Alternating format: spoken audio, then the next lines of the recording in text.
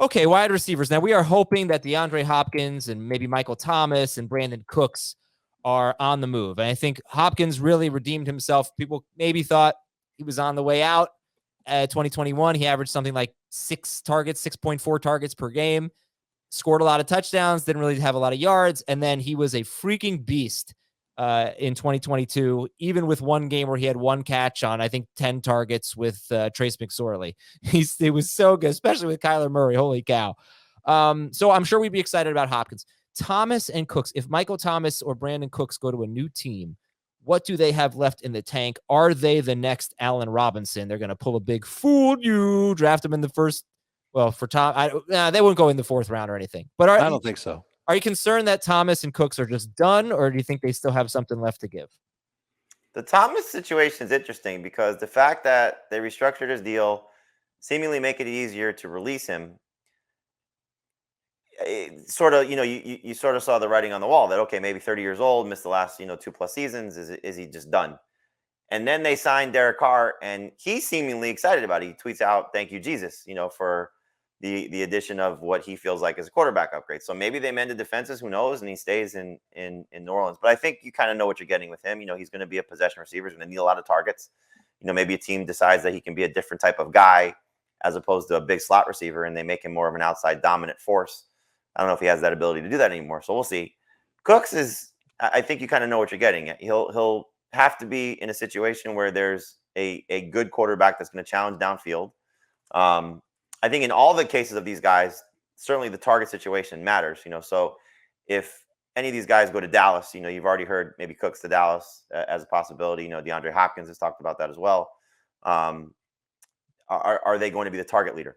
In a team that wants to run the ball more when CeeDee Lamb is there. So that makes me a little bit concerned. So I'm going to be very mindful. I think we all are of destination for these guys and quarterback and system. But I think Hopkins, you feel the best about clearly, and then just kind of see where these other two guys go. Where do you want to see Jacoby Myers or Juju Smith-Schuster go? I would like to see Jacoby Myers in Kansas City. It's not a bad spot. I would like to see maybe Baltimore, just to be another short area outlet. I don't think it would be great for their fantasy value, so maybe I shouldn't say that. I feel like with both of these guys, their role's going to be the same no matter where they go, right? That's my question. Honestly, Jamie kind of said it. Does anybody want to see these receivers go to the Giants? Yeah, I mean, Richie James had a very good, end of season. So from a slot perspective, I think James in his final 8 regular season games, 6 of them or 7. No, he didn't play in week 18. His final 7 games, like 5 of them were 13+ PPR points. So that's not bad for what I would assume both these guys were an upgrade over Richie James.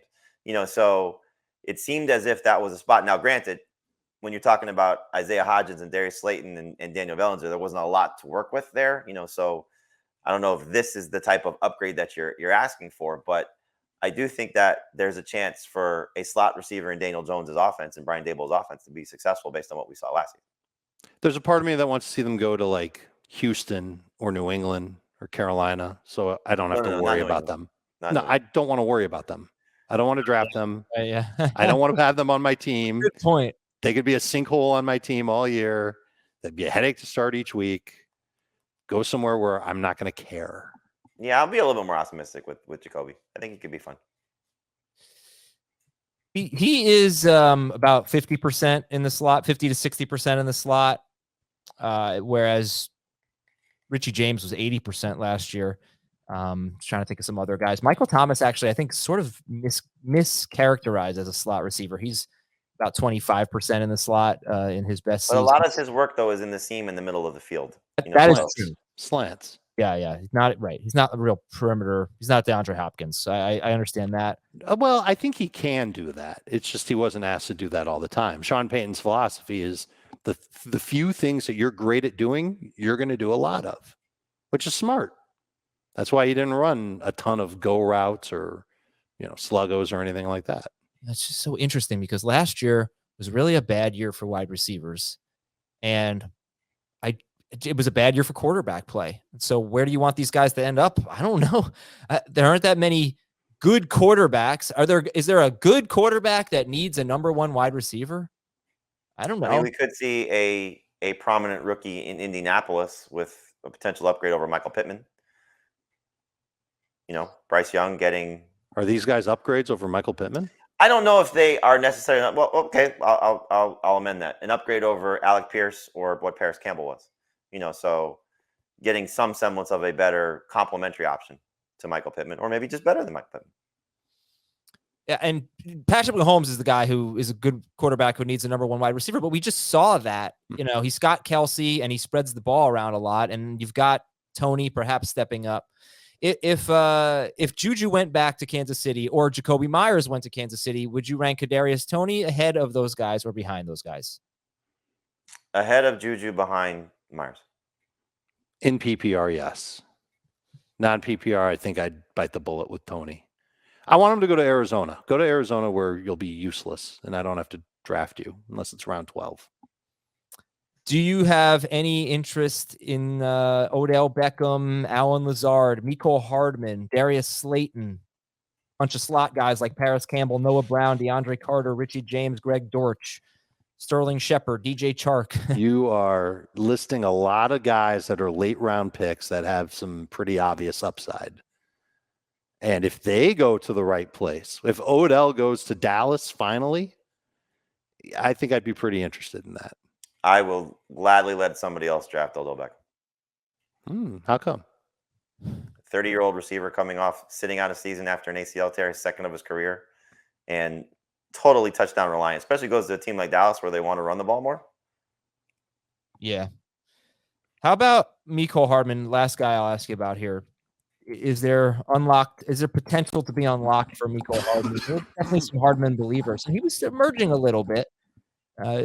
Where do you want to see him go? What would be a good fit? Well, I mean, if you just follow the path, you leave Andy Reid and Patrick Mahomes, you get better. I mean, clearly, look at Tyreek Hill. He went and got an upgrade in targets, an upgrade in catches, yards. Everything was better for Tyreek Hill. I think for Hardman, his best stretch of his career as a fantasy option was right before he got hurt last season. He had that 4-game stretch, but it was so touchdown dependent and it was so fluky. He had 2 rushing touchdowns in that 4-game stretch. He's never going to be a guy, I think, that commands a lot of targets. He did have some moments early in his career. He is a former second-round pick in 2019 in the NFL draft.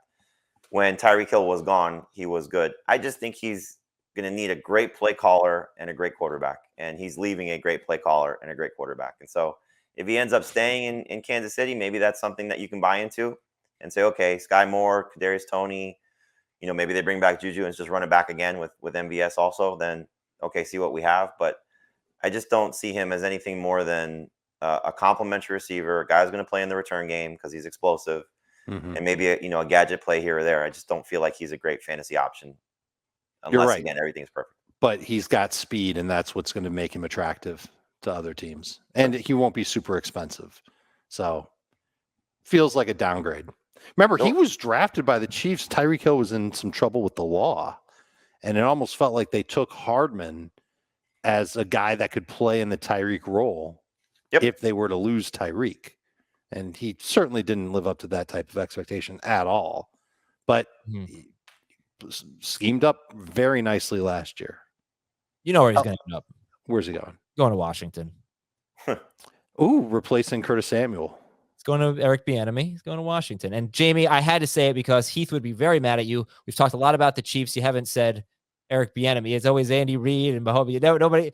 Heath wants everyone to give credit to Eric Bieniemy, so I'm trying to do that. I guess he was so good that the Chiefs let him go for another offensive coordinator job. Okay. How about tight ends? So I think the question is Dalton Schultz. Obviously, he's the headliner here. Probably not going to be back in Dallas. Let's pick a destination for Dalton Schultz where he's still a top 8 tight end. Does that exist? Los Angeles Chargers. Really though? Because he's not going to be top 2 and he's probably not going to be top 2 in targets. Probably not, but that's an offense that is changing over. He knows the play caller. It's Kellen Moore. He was in Dallas. I think he's an upgrade over Gerald Everett. He's a good red zone threat. He'll get plenty of targets. That's a team that should still throw a hell of a lot of passes next year.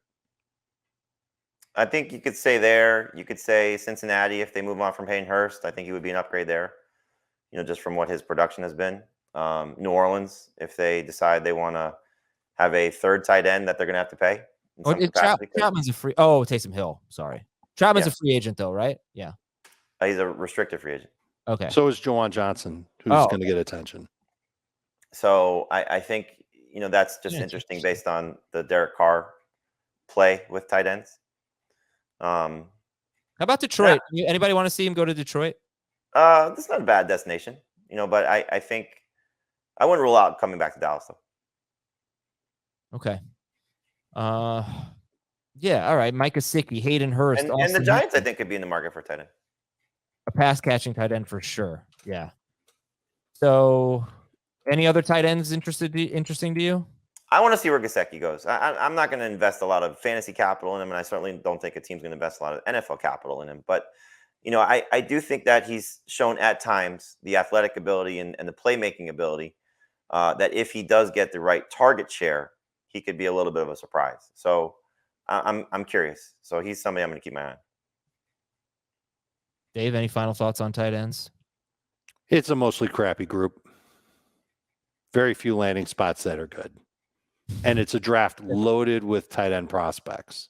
So there's going to be a squeeze there, just like there's going to be a squeeze at running back. You squeeze. Zach Ertz could be on this list, right? He could be cut. If he's healthy. Can they cut him with the ACL? I don't know. I think there's rules against you can't cut players unless they agree to an injury settlement. Okay. But I wouldn't count on Zach Ertz playing much at all, if at all, this year. You can draft him with your last pick and then stash him on IR. And every week you'll wonder, why did I draft Zach Ertz with my last pick and stash him on my IR? I wonder if Dallas loses Dalton Schultz, if they get back into the tight end market and sign a... They have two interesting ones on their bench. They do. Jake Ferguson and Peyton Hendershot. Oh, Ferguson could actually be the better one of the two. He could actually be a decent sleeper.